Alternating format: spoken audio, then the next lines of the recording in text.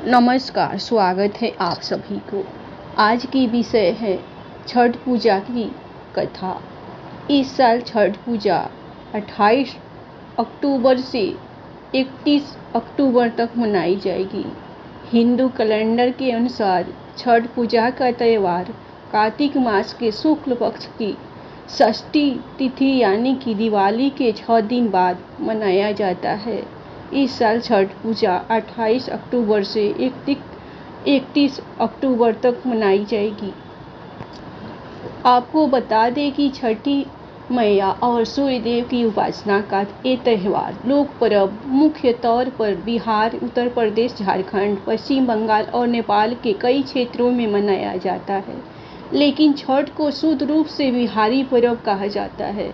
मान्यताओं के अनुसार हमारे देश में रखे जाने वाले व्रतों में से एक कठिन व्रत छठ पूजा का होता है। बिहार के लोगों के अनुसार भी यह एकमात्र ऐसा त्यौहार है जो उनकी संस्कृति से जुड़ा हुआ है। ये बात तो हम सभी लोग जानते हैं कि छठ पूजा का त्यौहार पवित्रता, सादगी और आस्था के साथ मनाया जाता है। इसीलिए आप भी इस त्यौहार से जुड़ी बातों को जरूर जानना चाहते होंगे। तो चलिए आज हम आपको छठ पूजा के अवसर पर छठ के उन सवालों के बारे में बताएंगे जिनका जवाब अक्सर लोग जानना चाहते हैं।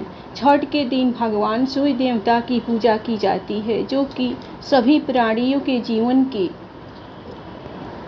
आधार है। इतना ही नहीं, इसके साथ छठ के दिन छठी मैया की पूजा भी की जाती है। हमारी पौराणिक मान्यताओं के अनुसार छठी माता अपनी संतानों की रक्षा करती है, उन्हें स्वस्थ और दीर्घायु भी बनाती है। बता दें कि छठ के दिन भगवान सूर्य और छठी मैया की पूजा की जाती है, जो कि अपने आप में बेहद खास है। ब्रह्मा वैवर्त पुराण के प्रकृति खंड में बताया गया है कि सृष्टि की अधिष्ठात्री प्रकृति देवी के एक प्रमुख अंश को देवसेना कहा गया है और प्रकृति का छठा अंश होने के कारण इन देवी को षष्ठी नाम दिया गया है। बता दें कि षष्ठी देवी को ब्रह्मा की मानस पुत्री भी कहा गया है। इतना ही नहीं, पुराणों के अनुसार इन्हें ही कात्यायनी माता भी कहा जाता है, जिनकी पूजा हम नवरात्र के दौरान भी करते हैं। ये बात तो हम सभी लोग जानते हैं कि बिहार में छठ पूजा का विशेष महत्व होता है। इस दिन सूर्य की पूजा के साथ छठी मैया की भी पूजा की जाती है, जो कि इस पूजा के मामले में बिहार को खास बना देता है। हमारे देश में जहाँ भी प्राचीन और भव्य सूर्य मंदिर है, उनमें से बिहार भी प्रमुख है। बता दें कि बिहार के औरंगाबाद जिले के देव में प्रसिद्ध सूर्य मंदिर है। यहाँ लोग दूर दूर से अपनी मनोकामना लेकर दर्शन करने आते हैं। यहाँ खास कर कार्तिक और चैत महीने में छठ पूजा के दौरान व्रत रखने वालों और श्रद्धालुओं की भारी भीड़ जुटती है। छठ पर्व कैसे शुरू हुआ, इसके पीछे कई ऐतिहासिक कहानियां प्रचलित है। पुराण में छठ पूजा के पीछे की कहानी राजा पीरियवंत को लेकर है। कहते हैं राजा पीरियवंत को कोई संतान नहीं थी, तो महर्षि कश्यप ने पुत्र की प्राप्ति के लिए यज्ञ कराकर पीरियवंत की पत्नी मालिनी को आहुति के लिए बनाई गई खीर दी। इससे उन्हें पुत्र की प्राप्ति हुई, लेकिन वो पुत्र मरा हुआ पैदा हुआ। पीरियवंत पुत्र को लेकर शमशान गए और पुत्र वियोग में प्राण त्यागने लगे। उसी वक्त भगवान की मानस पुत्री देवसेना प्रकट हुई और उन्होंने राजा से कहा कि क्योंकि वो सृष्टि की मूल प्रवृत्ति के छठे अंश से उत्पन्न हुई, इसी कारण वो षष्ठी कहलाते हैं। उन्होंने राजा को उनकी पूजा करने और दूसरों को पूजा के लिए प्रेरित करने को कहा। राजा पीरियवंत ने पुत्र इच्छा के कारण देवी षष्ठी की व्रत किया और उन्हें पुत्र की प्राप्ति हुई। कहते हैं ये पूजा कार्तिक शुक्ल षष्ठी को हुई थी और तभी से छठ पूजा होती है। एक कथा राम सीता जी से भी जुड़ी हुई है। पौराणिक कथाओं के मुताबिक जब राम सीता 14 वर्ष के वनवास के बाद अयोध्या लौटे थे तो रावण वध के पाप से मुक्त होने के लिए उन्होंने ऋषि मुनियों के आदेश पर राजसूय यज्ञ करने का फैसला लिया। पूजा के लिए उन्होंने मुग्दल ऋषि को आमंत्रित किया। मुग्दल ऋषि ने मां सीता पर गंगा जल छिड़ककर पवित्र किया और कार्तिक मास के शुक्ल पक्ष की षष्ठी तिथि को सूर्य देव की उपासना करने का आदेश दिया, जिसे सीता जी ने मुग्दल ऋषि के आश्रम में रहकर 6 दिनों तक सूर्य देव भगवान की पूजा की थी। एक मान्यता के अनुसार छठ पर्व की शुरुआत महाभारत काल में भी हुई थी। इसकी शुरुआत सबसे पहले सूर्यपुत्र कर्ण ने सूर्य की पूजा करके की थी। कर्ण भगवान सूर्य के परम भक्त थे और वो रोज घंटों कमर तक पानी में खड़े होकर सूर्य को अर्घ्य देते थे। सूर्य की कृपा से ही वह महान योद्धा बने। आज भी छठ में अर्घ्यदान की यही परंपरा प्रचलित है। छठ पर्व के बारे में एक कथा और भी है। इस कथा के मुताबिक जब पांडव अपना सारा राजपाट जुए में हार गए तब द्रौपदी ने छठ व्रत रखा था। इस व्रत से उनकी मनोकामना पूरी हुई थी और पांडवों को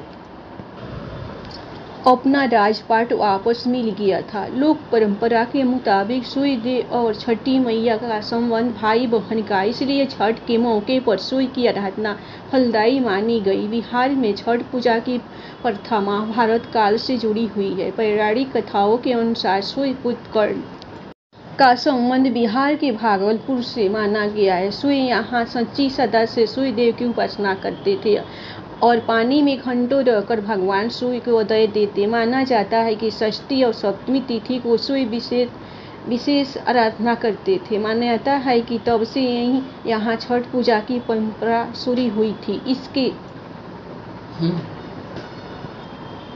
अलावा सूर्य पुराण में भी यहाँ के देव मंदिरों का उल्लेख मिलता है, इसलिए बिहार में छठ पूजा का विशेष महत्व होता है।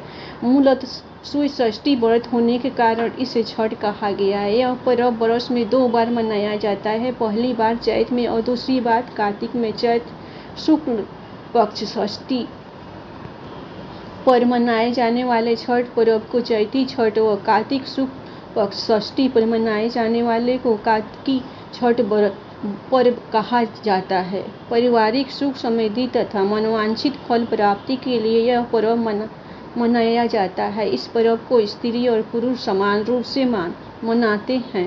छठ पूजा 4 दिवसीय उत्सव है। इसकी शुरुआत कार्तिक शुक्ल चतुर्थी को तथा समाप्ति कार्तिक शुक्ल सप्तमी की होती है। इस दौरान व्रतधारी लगातार 36 घंटे का व्रत रखते हैं। इस दौरान वे पानी भी ग्रहण नहीं करते। छठ पर्व बांस निर्मित सूप, टोकरी, मिट्टी के बर्तनों, गन्ने के रस, गुड़, चावल आदि गेहूं से निर्मित प्रसाद और सुमधुर लोकगीतों से युक्त होकर लोक जीवन की भरपूर मिठास का प्रसार करता है। यह मुख्य रूप से पूर्वी भारत के बिहार, झारखंड, पूर्वी उत्तर प्रदेश और नेपाल के तराई क्षेत्रों में मनाया जाता है। षष्ठी को मनाया जाने वाला छठ पूजा सूर्य उपासना का अनुपम लोक पर्व है। छठ देवी भगवान सूर्य देव की बहन है, जिनकी पूजा के लिए छठ मनाया जाता है। छठी मैया को प्रसन्न करने के लिए भगवान सूर्य की आराधना की जाती है। छठी मैया का ध्यान करते हुए लोग मां गंगा, यमुना या किसी नदी के किनारे इस पूजा को मनाते हैं। इसमें सूर्य की पूजा अनिवार्य है। साथ ही किसी नदी में स्नान करना भी। इस पर्व में पहले दिन घर की सर सफाई की जाती है। छठ पर्व पर गांवों में अधिक सफाई देखने को मिलती है। छठ के 4 दिनों तक शुद्ध शाकाहारी भोजन किया जाता है। दूसरे दिन खरना का कार्यक्रम होता है। तीसरे दिन भगवान सूर्य को संध्या अर्घ्य दिया जाता है और चौथे दिन भक्त उदीयमान सूर्य को उषा अर्घ्य देते हैं। छठ के दिन अगर कोई व्यक्ति व्रत को करता है तो वह अत्यंत शुभ और मंगलकारी होता है।